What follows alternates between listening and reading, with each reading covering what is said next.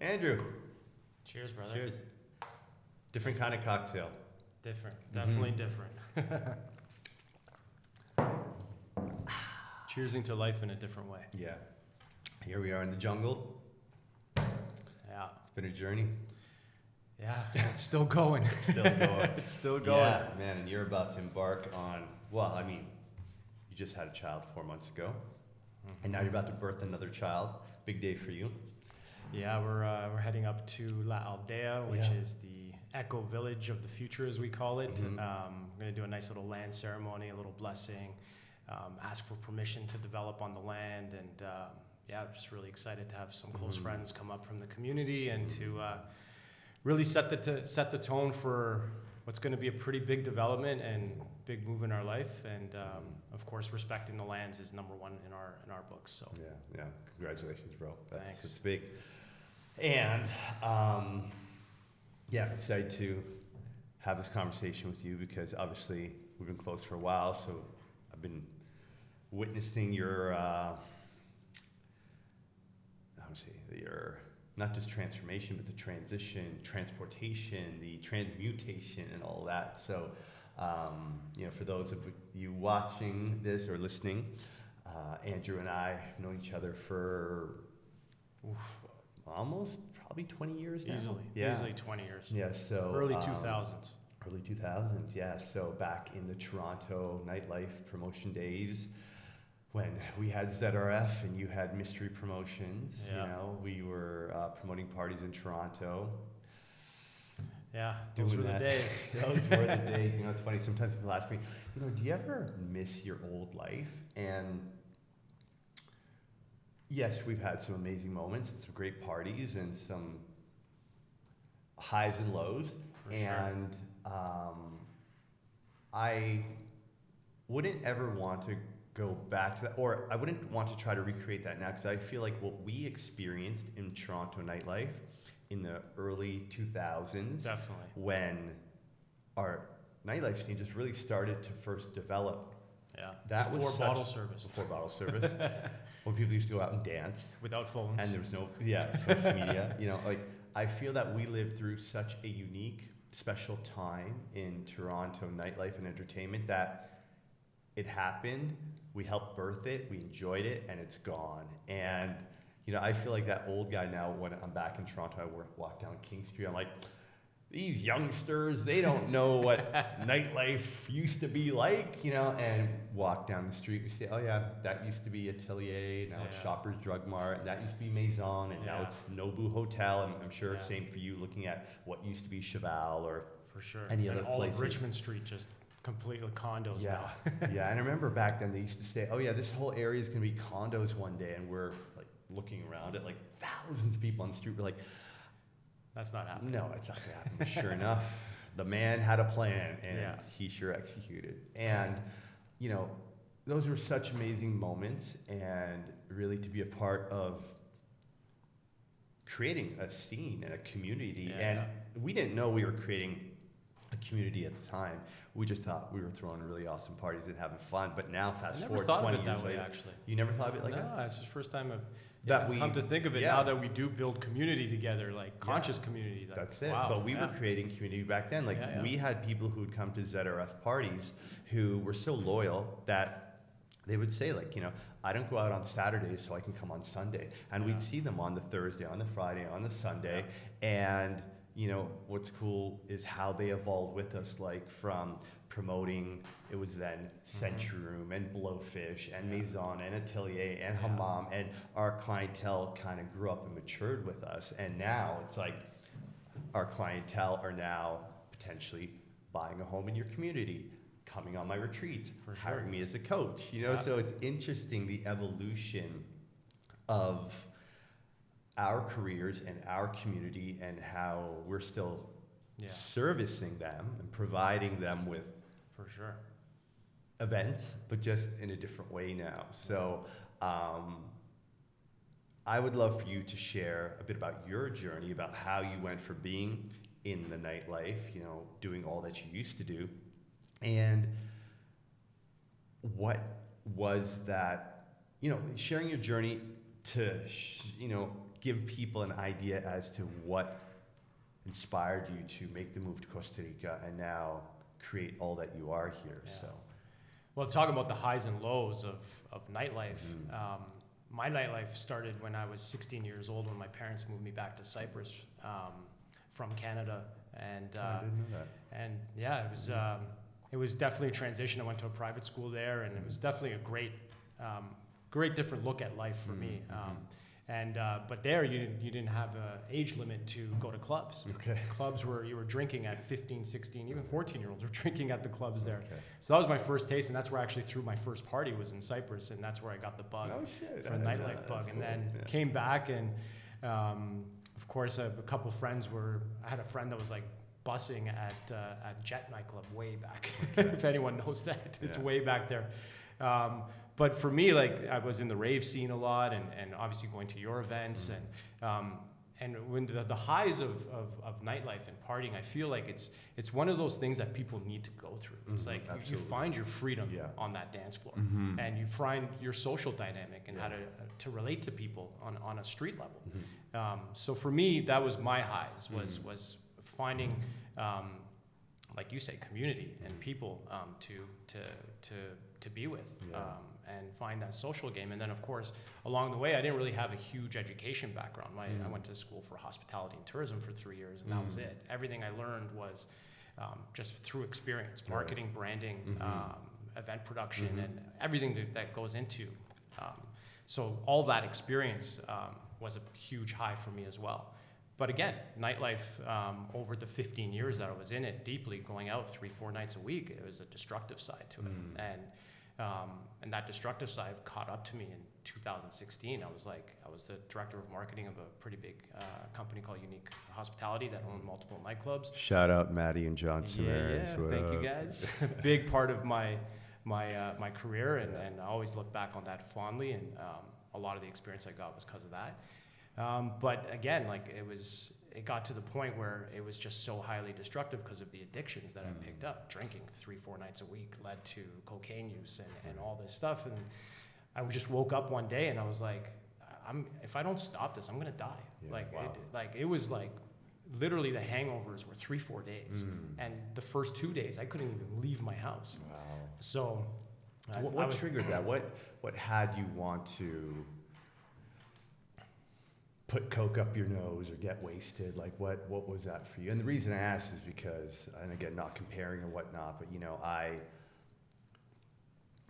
I know that I didn't drink because alcoholism was an issue in my house growing up, and cocaine for me just never made sense because I just really got high off of being in the party, So I'm curious to know, like, what triggered that. It's funny because at first, like, I stayed away from it. Like the first 5-6 years, I just stayed away from it. I was more into the rave drugs of ecstasy and MDMA and that stuff, which was a beautiful high back then. That's where I found my freedom and my liberation on the dance floor.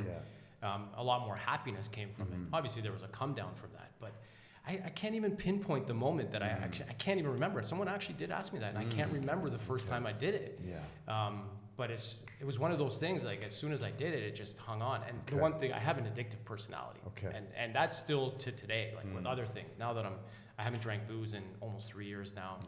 Cocaine now and drugs has been, I think, upwards of almost 2015 is when I quit. But I can't find that pivotal moment. But I do know that what made me want to get out of that was just the sheer pain of my mind, my body, and my soul was screaming. My soul was screaming, you got to stop. So that was my pivot, and I quit drinking for 60 days, which was the first. I did some hypnotherapy as well. How long ago was that you... It was 2015. It's funny because it was, the one thing I'm good at is quitting things. When I put it in my mind that I'm going to quit something, I do it. So it was Toronto International Film Festival. It was 2015. I knew that 10-day stretch was like, I'm like, this is going to be my last stretch. This 10 days, I'm going to go out with a bang. And so I did. And the final party was actually with our friend Lauren Lane at Wildflower. And I did. I just said, you know what, this is the last night. And I woke up 2 days later saying, okay, that's it. And went on to my regiment. Actually, a good friend, Niels Decker, recommended a book called Clean Gut, Okay. which was the start of the health revolution within me. That was I called my reverse aging, started from then. So 28-day cleanse.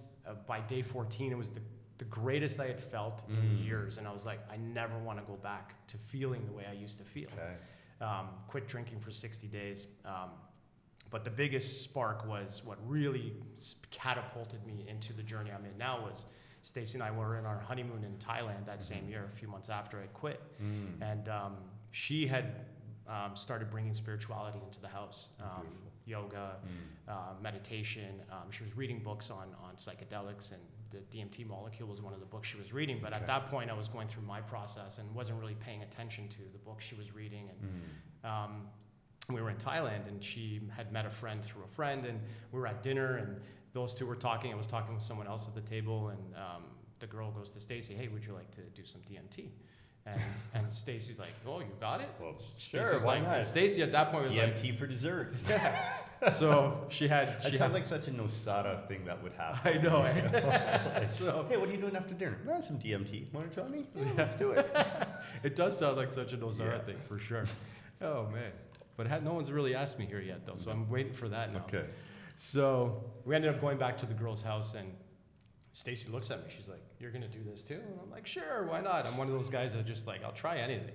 And she's like, "Okay." And so she went first, did her thing. I'm watching her, and I'm like, "Oh, that doesn't seem so bad," because obviously I had no clue what it was. Yeah.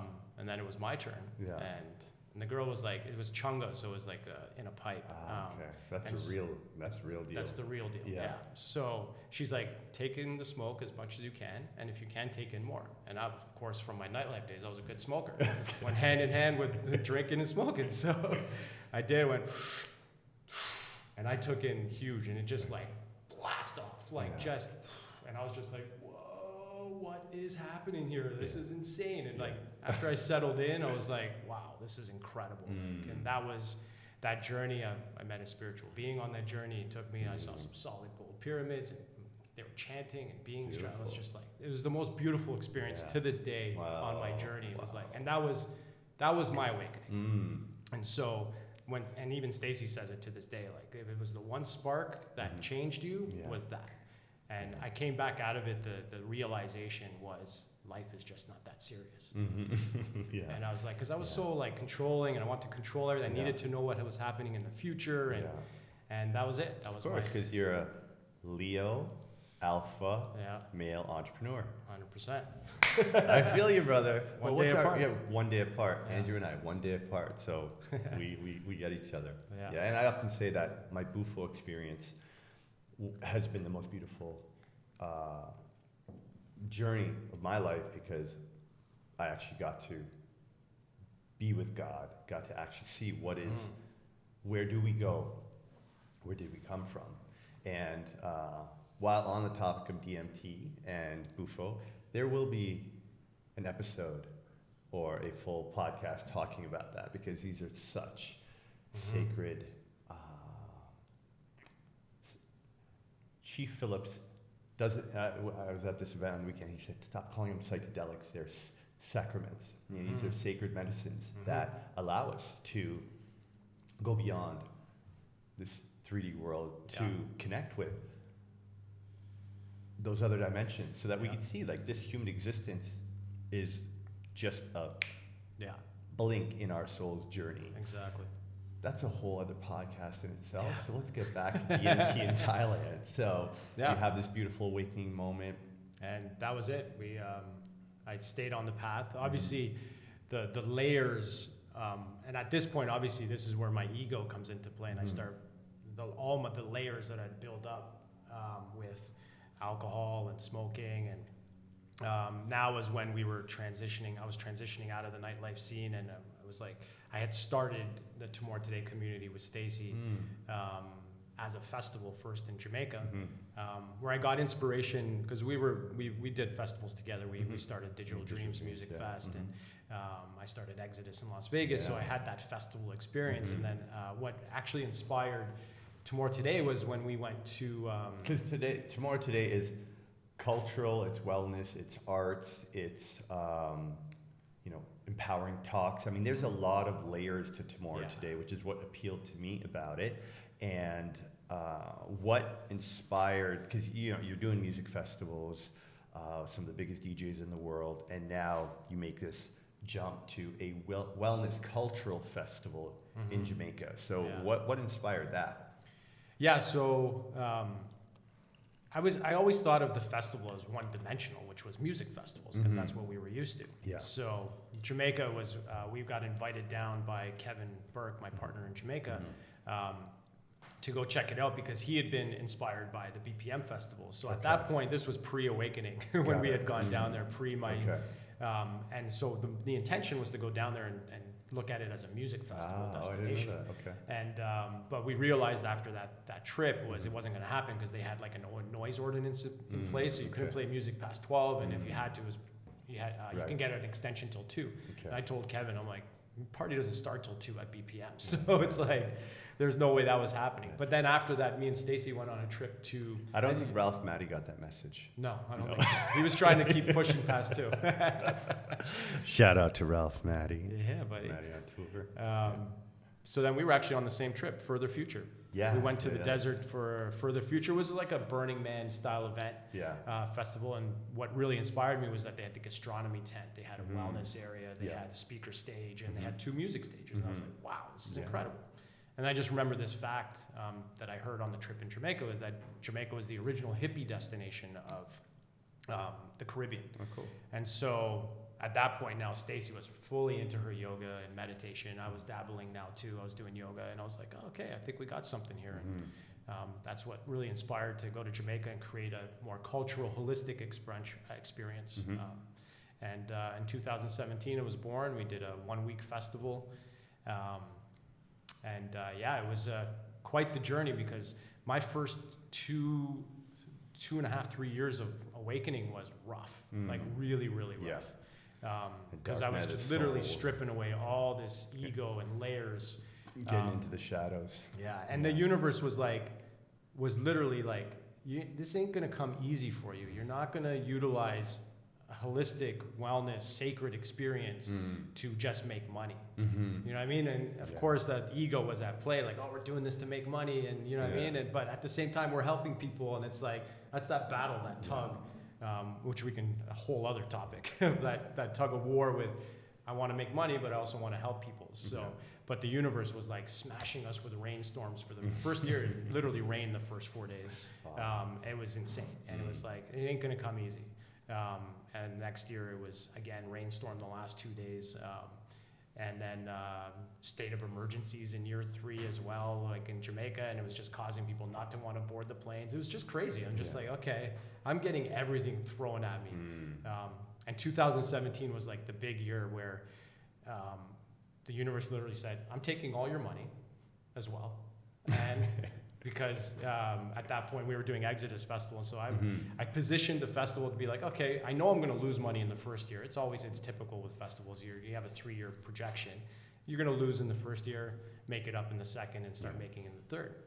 The universe is like, I'm going to take a little more from you because I'm going to drop you with a rainstorm. You're going to lose half more sales than you expected.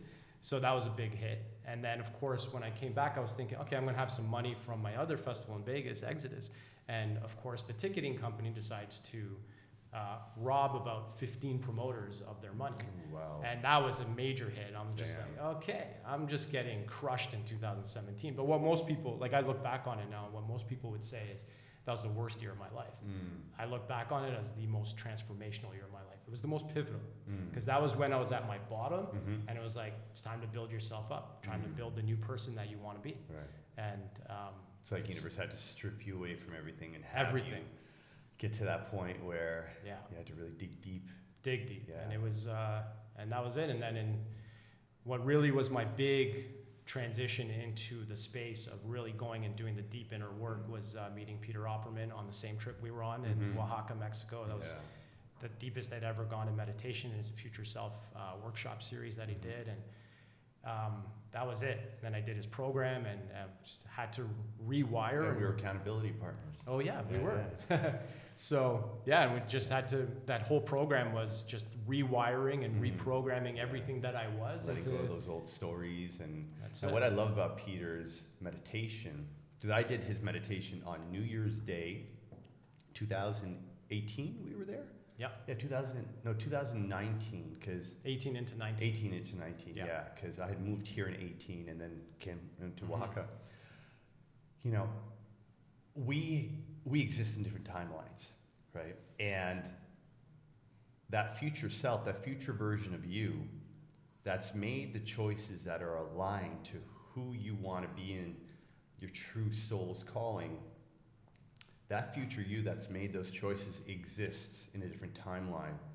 And when we can connect with that future version of ourself and feel the energy, the emotions, really like embody the energy of the version of us that has all the things that we dream of right now in this moment. Yeah. We are able to receive the guidance, receive the codes, receive the vision to help us to take that step forward, to follow that path. And I remember so clearly the guided visualization and the visual that I saw with Peter. I remember seeing, I lived in a really beautiful modern house in the mountains here in Nosara. I saw my brunette wife in the pool with my 2 children. I remember this story. Yeah, they're both quite young, yeah. probably like 2 and 3, and she was playing in the pool with them. And I remember just being like an eagle flying over top and seeing this panoramic view. Wow. And yeah, and it was beautiful. And you know, visualization and connecting to that future self is such important work, because when you can see it, you can believe it, you can feel it, you can conceive it. And that's where a lot of people get stuck in their self-limiting beliefs, that they can't actually see that future self, that version of them that has all the things that they desire. Even though they're grinding so hard for it, something deep in their subconscious has them believe that they're not worthy, they're not deserving, it's not going to happen for them. And breaking down that timeline to believe that you already do have it, because it does exist. You just have to choose to believe that it's yours. And in a meditation and a program like Peter, by going into the deep subconscious and letting go of those old stories that create the beliefs that create our ability to manifest what we want, when you can go and rewrite those old stories, you're now cleaning the slate, so you now can write a new future self story. For sure. And it sounds like that's the experience you had there with him. Yeah. It was when I at that point my meditation practice was maybe 10 minutes, but with the headsets, he had, of course, the binaural beat headsets, and we went, he was doing a 45-minute meditation. It was to meet your future self, and when I came face to face with my future self, I was just bawling my eyes out. Wow. I was just like, just in tears, and I went up to him afterwards, I was like, what the hell was that? And he goes, do you want to go deeper? Let's go. And he had his 8-week program. So shout out to Peter Opperman, who's been the biggest mentor. He's now one of my best friends, brother, and now the godfather of Zaya. I didn't know that. Because Stacy, and by the way, for those of you that don't know, Stacy is Andrew's partner, his better half. You guys have been together for 15 years next month. 15 years, And Stacy was a Century Room cocktail waitress back in the day, right? And obviously the mother of Zaya, a partner in all that you were doing. Anyways, I'll let you share about her later, but just for any of you who might be wondering who the Stacy person is, and she did the Future Self program, is actually a Future Self facilitator, right? She's a Future Self mentor, and now she does, of course, the Future Self meditations, where she guides people at all of our retreats when Peter's not there. Nice. She now has the tools to lead, and it's a powerful experience with the female. The female perspective of, and the energy from that. So we did it last 2 years at our retreats in Canada, and just absolutely powerful experiences. Amazing. So nice. She's really good at channeling, and same with Peter. Like they're just channelers of just beautiful energy, and it just flows without even being scripted of how they're going to guide a That's because meditation. they're really connected in their hearts. Yeah. Where you and I, we're really in our heads. Yeah. but working on the heart connection. We're working on it. The mind-heart connection. It's coming. The mind-heart connection, exactly. Yeah. So you come back from Oaxaca, mind blown. You're doing the Future Self program. You see who you want to be, what you're creating, and then you're back in Canada. Mm-hmm. Yeah, and pandemic happens. Yeah. And I remember because I came to two of the Tomorrow Todays, and by that time I was already living in Costa Rica. I'm like, Andrew, you got to bring it to Costa Rica. And I'm not trying to take credit for bringing Tomorrow Today here, but I just knew, like, living here with the vibe, the abundance, the conscious community, and all the, I knew, like, this place is ready for Tomorrow Today. For sure. Yeah. And it was like those 3 years was like a training ground, I guess, for my growth and my journey of Tomorrow Today. And what happened was we had just finished a retreat here in Costa Rica, and then a month later I was in Jamaica, 2 months prior to Tomorrow Today 2020. And of course the world went to shit. And everyone was like, you got to come home. We got to come home. And this is like, I'm not canceling this festival. Stacey's like, we're not canceling. We're like, we're going to be soul rebels, like we say, and we're going to power through. But again, of course, the pressure was just like, they're closing borders now, and they really drove up that fear. And I was like, okay, so we made the decision to pull the plug. So we took the virtual fest online. And I was saying, it was people were isolated. There were people at home by themselves, not with a significant other or friends or family, and they needed it. It was a very important time to put the work out there, and everything that we'd been learning through Jamaica, and all our coaches and our teachers, they came ready, and they delivered so well over those 10 days. It was such an incredible experience. So that pivot was almost like the universe saying, hey, it's time to look at connecting your community 365 days a year, because whereas in Jamaica, we'd meet once a year, then there'd be this big 12-month gap with nothing in between. So we were thrusted into this 365-day-a-year container where we use a white label social app platform called the Mighty Network. So it keeps people connected on a daily basis. And then we were running events and programs. We ended up doing 4 virtual fests over that first year and a bit, which has now transitioned into a program which we launched the Tomorrow Today Academy, where we test piloted for about a year with 30 of our members, an ongoing non-secular program where we met every Monday live. We did breath work on the first Monday, then we do a couple workshops the following Mondays, and then we'd have a men's and a women's circle once a month. And it just kept people connected to conscious lifestyle. That was the goal, is to Beautiful. Help you break free from that mainstream narrative, because obviously a lot of people have this one foot in and their intuition's telling them, I'm not feeling what's happening in this mainstream right now. Like, the world is going in this direction.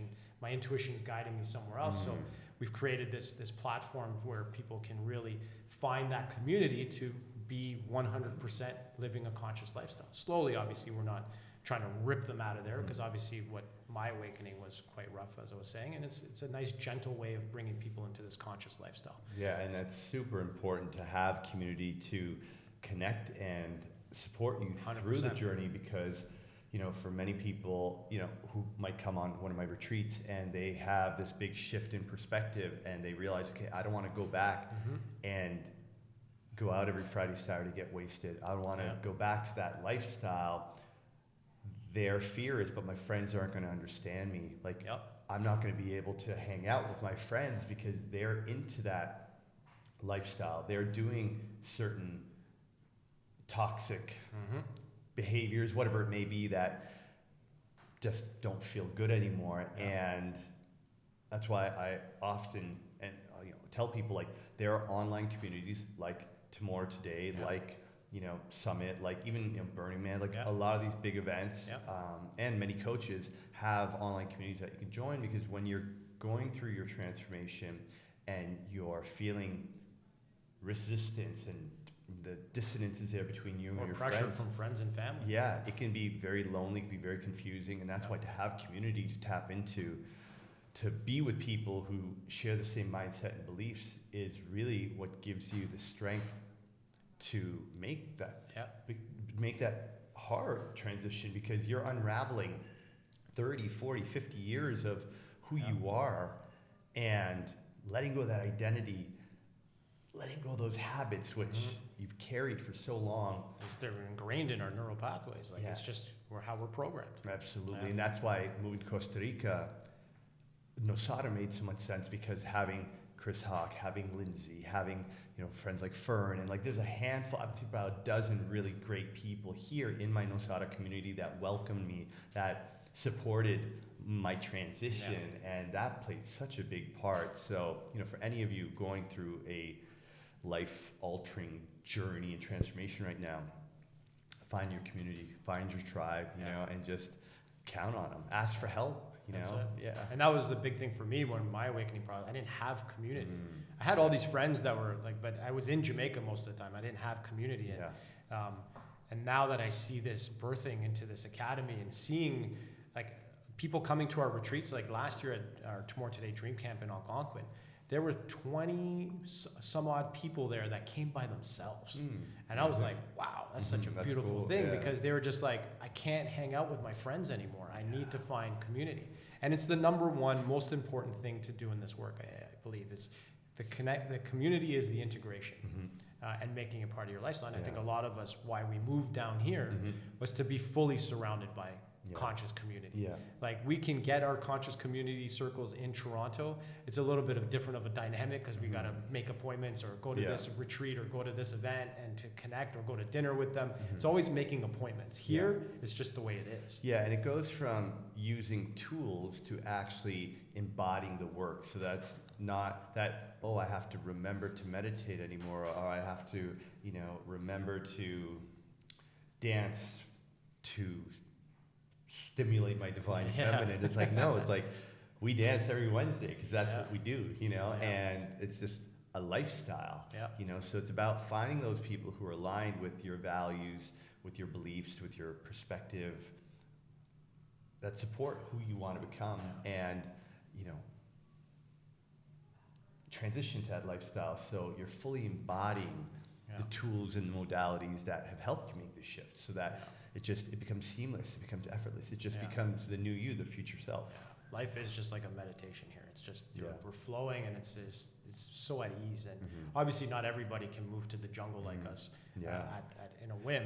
So and I'd love for you to share that, because look, you had to I don't want to say give up a lot, but you had to let go of many things to make the move down here. Well, the Stacy actually had more to give up. I actually had the intuition almost the same time as you to move somewhere out, at least out of the city, because we were right in the heart of it, King Street West, and I was like, I'd already been a year and a bit outside of the nightlife, leaving nightlife world, and so I was like, it's down here is not for me anymore. But Stacy's career started to take off. She was the lead meditation teacher at Mindset Brain Gym, which was one of the first meditation studios in the city. She was doing yoga all over the city. So I wanted to obviously honor that, and she started to find her groove in her career. But of course, COVID hit and took all that away from her. I was like, Stacy, it's time to go. It's time to move. And she obviously, Stacy has a little harder time with change. But I was like, no, going up on the market, condos up on the market. We put it up in April, started getting a whole bunch of lowball offers because of the pandemic. But then we waited, we finally got our number, and I was like, we sold in the summer of 2020. Literally minimized everything that we had. We got rid of everything down to like one small locker. We've got some stuff back there. And feels good. Feels good. That was one of the best things, was just getting rid of everything. I know you went through that same process too, and it was like, whew, the stuff holds us down. It's just crazy. I'm like, where's all this stuff coming from? And now you got a bunch of stuff in a locker you don't even give a shit about. But it's like, you're stuck. I don't even care. I don't even care what's in there anymore. And we lived in this 900 square foot beautiful condo. Don't get me wrong, but then we went and moved into Stacy's parents for a few months just for that transition. And I was like, their house is huge. I'm like, what the hell did we even think our condo was big? Like, we thought our condo was actually a good size. And it's like, no. So, and then we ended up coming to Costa Rica for 6 months as of December of 2020 into 2021, all of last year. And we just traveled around the country, went to every coast. We went to Puerto Viejo, went down to Dominical and Ovita, went to Santa Teresa, and at this point we were like, okay, we want to buy land and we want to build a home here, and we just didn't know what that looked like. We were like, and Stacy is obviously, she's the patient one, and she's like, don't worry, it's going to find us. I'm the Leo's like, oh, every piece of land. So I'm like, this is it. It was like, let's do it. And it was like, no. And so we were torn between the South Dominical here in Nosara, because the South Dominical is just such a lush jungle, tons of water. And we just kept hearing that Guanacaste doesn't have water, not enough water, and there's going to be water problems in this area. Not this season. Definitely not this season, 100%. So, but anyways, like there was 2 weeks left on our trip in 2021, and I'd ended up at Bodhi Tree. We were promoting for the summer soul event we were doing with Sabo here, this summer solstice event, and I ran into Sabo. Sabo is obviously one of the main sound healers here in Nosara, and we got to talking, and he was like, yeah, I'm building an off-grid home up in the mountains in Zaragoza. He goes, do you want to come check it out? I'm like, yeah, let's go check it out. So we went up there the next day. We went up into his farm. He had like banana plantation, 3,000 citrus trees. But the biggest thing was we walked down and hiked down to a natural spring. And I'm like, there's a spring here? Like there's actually water flowing through this mountain? He goes, yeah, and this mountain range is the San Juan mountain range. Okay. He goes, this is its own microclimate. So this little mountain range here is special. And at that point, I'd remembered, I'm like, oh, someone had told me, this guy Andres, who's now my partner in Aldea, that he had land that we could look at. Called him right away, and I was like, hey, I want to come take a look at the land you were talking about. And it just happened to be 10 minutes down the road from Sabo's land. Went and walked this property, and again, beautiful spring and creek system flowing through it. And that was mine and Stacy's number one non-negotiable, was that the land needed to have its own natural source of water on it. And then it happened to have its own water well as well, which was bonus. Like literally hit the lottery, especially here in Costa. So that was it. We closed on it in August of last year, and now we're in the preliminary master plan phase. We just finished our topography and really getting a sense of the land, and really designing from a permaculture perspective is what we're really trying to do. And this is where we're at. We're getting actually our presentation tomorrow from the architects with potential ways of how the community is going to connect from the homes to the holistic experiential center we're developing and the common areas. And it's just a beautiful thing, and it's just it's scary though, because it's a big project. It's a big project. It's like, and I was talking about this in our men's group yesterday. It's like the last month and a half's been a lot of pressure, like not just Mercury retrograde, there was eclipses. So I kept telling people, if you didn't feel the energy of the last month, you got to check your pulse, because there was a lot of transitional energies and heavier energies, and I was feeling it the last month and a half through financials of the land. And so it's when we evolve, going through this, we're evolving on this journey. My visions are always big. So my vision for this land ended up being 44 acres versus just an acre or two to build a home. Now it's 44 acres. I'm like, what did I get myself into here? And that's where I hit a wall on of my evolving. But again, that's where I got to stop and learn the lessons of, okay, I've reached this point in my life. I wanted this. Now what are the lessons from it? And there's a lot of a big reality check over the last month and a half for myself, is like, how much can I take on energy-wise, time-wise? I'm a father now. I have a baby. And it's like, okay, it's like I have all these big dreams for tomorrow. Today, I wanted to expand to Bali. We're talking to Ralph about, we want to do Jamaica again for psilocybin retreats. And I'm like, no. We got to slow things down and work on what we can control. Plus, I got Aldea now. So it's like, okay, I can only do so much. So that was the big reality check over the last month. And as we evolve, we got to really stop at some point, check the dreams, put them in check, plant some roots, and really focus on what we can do best. Yeah, and as you share that, because you and I are so similar in that way, where there's something we've wanted for so long, and we're there, we're making it happen, and it's coming together. And before it's even done, we're already thinking about the next 2 or 3 projects. You know, there's this pattern in my way of being and how I operate, where I'm always wanting to create, and I love to create. Like, I'm a manifester. I love the idea of, just having an idea a concept and bringing it to fruition. And a question someone asked me when I was talking about all my travels and where I go and all the things that I'm doing, and he said, I want to ask you, what does home mean to you? When I say home, how do you feel? And home for me feels unsafe. Home for me feels unstable. It feels unpredictable and tension. And right now, when I think of home, like just the word home, what it brings up for me. And he asked me, he said, do you feel you're at home with yourself? Or how often do you feel like you're at home with yourself? And I had to check in with myself, and I realized that I don't feel very home within myself, which is part of the reason why I'm always traveling. I'm always on to the next project. I'm always juggling multiple things. And we don't want to be at home with ourselves, because that is where we have to deal with what we are constantly moving away from. And it's something I'm present to ever since that conversation, and something I'm leaning into to ask myself, what is it that I'm afraid to be at home with?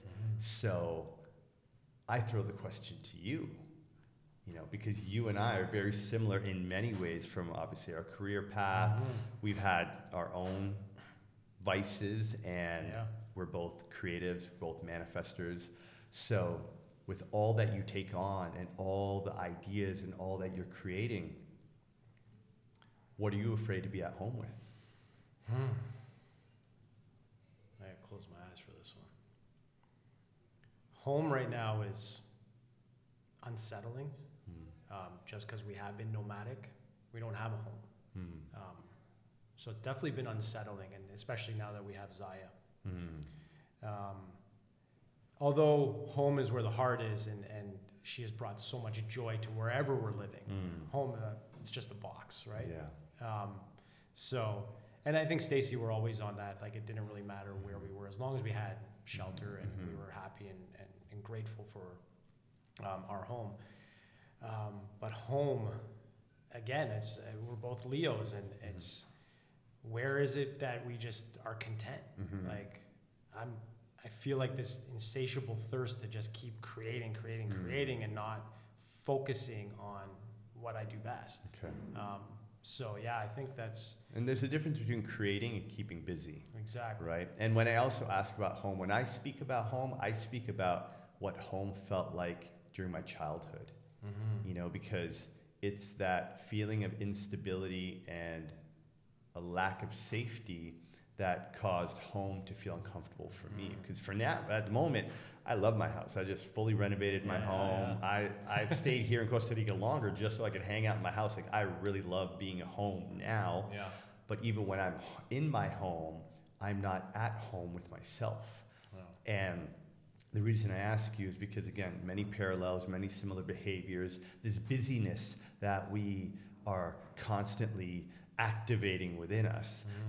Like, most people would pause and be like, okay, got my wife, my child, I'm building a community, I've got my online community and business, I'm good, I don't need to do anything. And you're thinking about Bali, you're thinking about going back to Jamaica, you're thinking about all these other things. So, and you don't have to answer this now, but maybe just a question to consider. Where does the desire to be so busy come from? And if you were to check in and ask yourself, how often are you at home with yourself?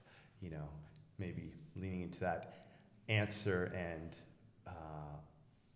exploring what that could mean, because I'm present to the fact that there is some deep, deep stuff there that I have still yet to process and heal from, so that I can be still and just be at home with myself and be okay. Because I do also realize that a lot of my ability to perform was also to prove myself, was also to show the world, hey, I am good enough.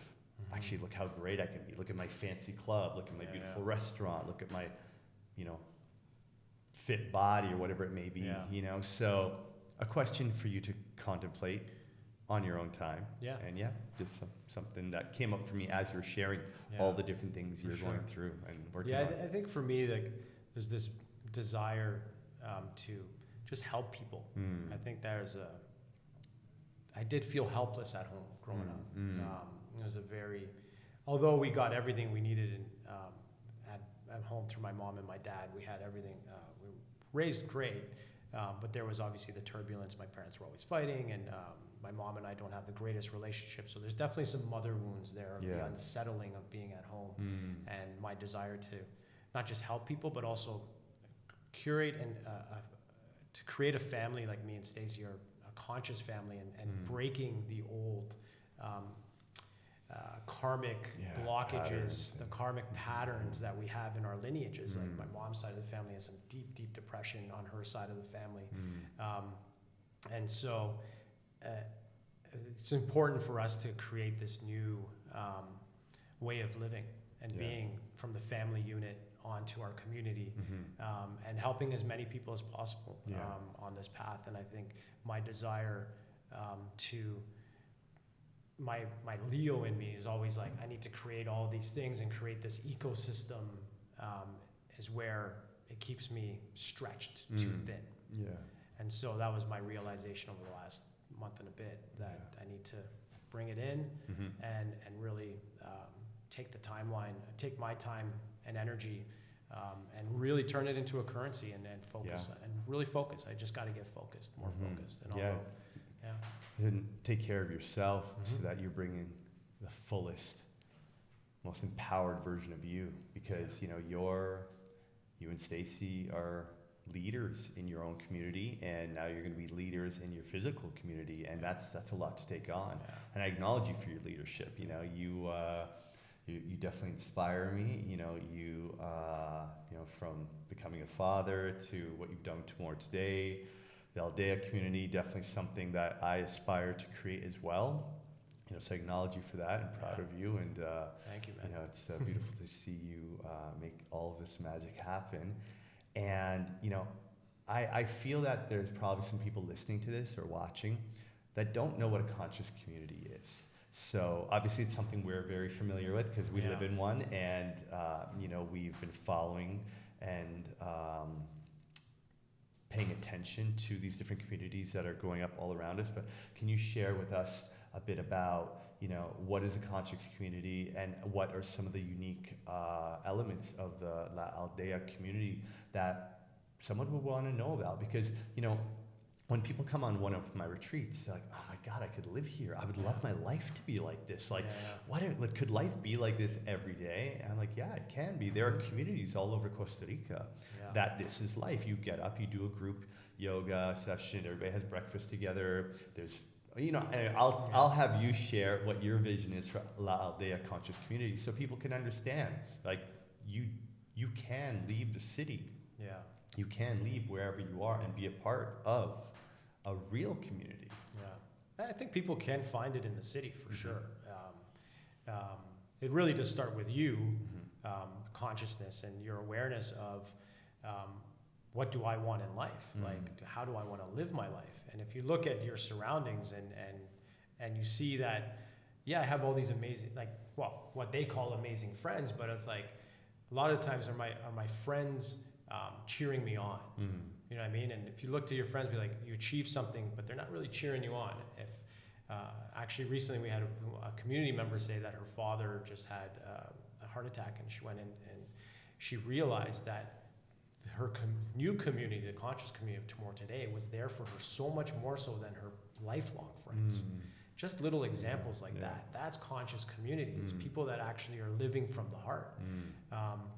And breaking down these mainstream narratives that I keep talking about is we're told to live in this hustle culture. We're told that we need to strive to be better than others and compete and make more money and show off all these things and stuff. And it's like, It doesn't have to be like that. We can live so minimally by just connecting with other humans that are going to be there in support and mentorship when you're having your ups and your downs. I think that's the biggest thing with Tomorrow Today community is that you always have a space to come to where even a total stranger you've never met is going to show you more respect and love versus a lifelong friend that you've had for so long. And I think this is where the big divide in the world has been happening over the last few years. Is this constant division, and it's like it doesn't have to be that way. We can come to the table and discuss issues in a conscious way and in a mature way and understand other people's point of views and not hate on them or berate them or give your perspective. It's just listening to someone. Just listen. Yeah, without judgment. Without judgment. Just listen. And I think that's where a lot of our sharing circles come in. We have nice sharing circles where people can come and just speak openly. We just had our Metamorphosis men's gathering yesterday, and these guys were going through some deep shit in the last month and a half, or just in life in general. And we had 4 new guys in the group yesterday, and they were like, wow, it's like this is the first time that any man has listened to me without giving me their opinion and without telling me what to do. And that's where the biggest difference in a conscious community is. You already have the community. You've got the Tomorrow Today tribe. What do you call them? Soul Rebels? You got call them Soul Rebels. You got your Tomorrow Today Soul Rebels, and now you're building this physical conscious community space. So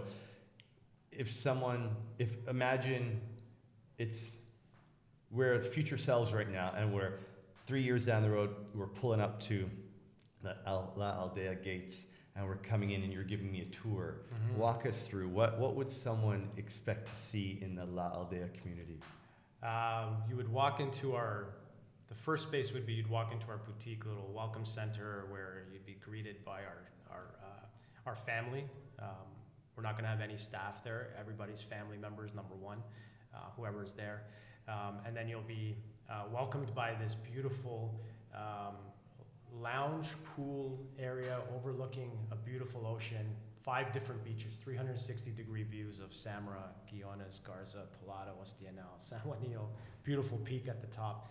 And we're gonna have a little restaurant lounge, pool, and some herbal gardens there, terrace gardens. And then on the second floor, we're creating a multifunctional event space, of which we're calling it right now is a sunset stargazing solarium. That'll be a yogashala space, multifunctional event space.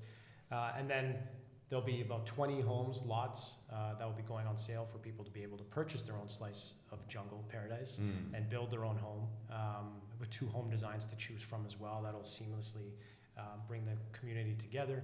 And then we'll have our holistic experiential center where we're going to do the Future Temple, which is Peter Opperman's program, where it's going to be a leadership school, bringing in some of the top coaches in the world to do residency programs to build the leaders of the future, conscious leaders of the future. And the Iris Soul Shala space, ceremonial space, and an event space where we can do a lot of what we do with Tomorrow Today there as well. So that's the beautiful ecosystem of La Aldea, which was with the online community with our Tomorrow Today Academy connects our community all over the world 365 days a year. That's online. Now we have the Echo Village to connect our community 365 days a year in person. Beautiful.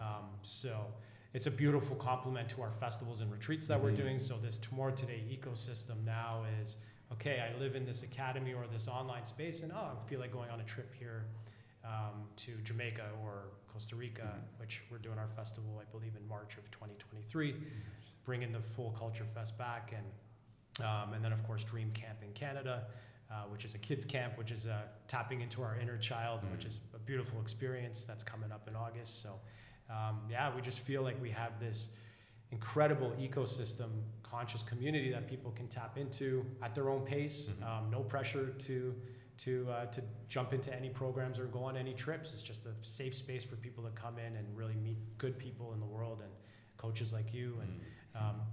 And it's just that's our vision for the future, and really looking forward to really making some true positive change, not just in this community but globally. And obviously I can't do it myself. We're going to do it in community. I think there was this beautiful quote by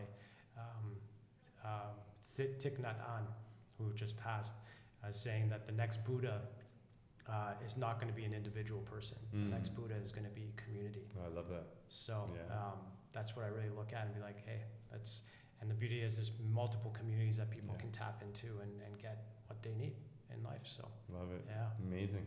Cool.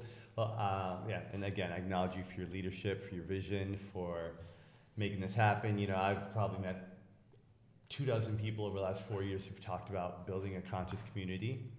Yeah. A lot of people talk, but you're making it happen. Yeah. So congrats, brother. I'm proud of you for it, and can't wait to come and join for some workshops and meet the community when it's up and running. And for anybody who's interested in learning more about Aldea, I'll put the link down below. You're now taking I guess pre-registrations. Pre-registrations, for people to, and maybe they'll have to fly down to get a tour of the land. That's right? it. Yeah. Well, thanks for having me. I'm actually very inspired by you and your journey you. too, brother. Like we've been on this together, and I'm really looking forward to growing with you. Yeah, we're just getting started. That's it. We're just getting started. And God willing, Zaya and my kids will be playing together in a few years. I think it's going to happen. That's what I'm calling We'll in. see it in the future. It's already here. My man. Thanks, brother. Thank you. Thank you.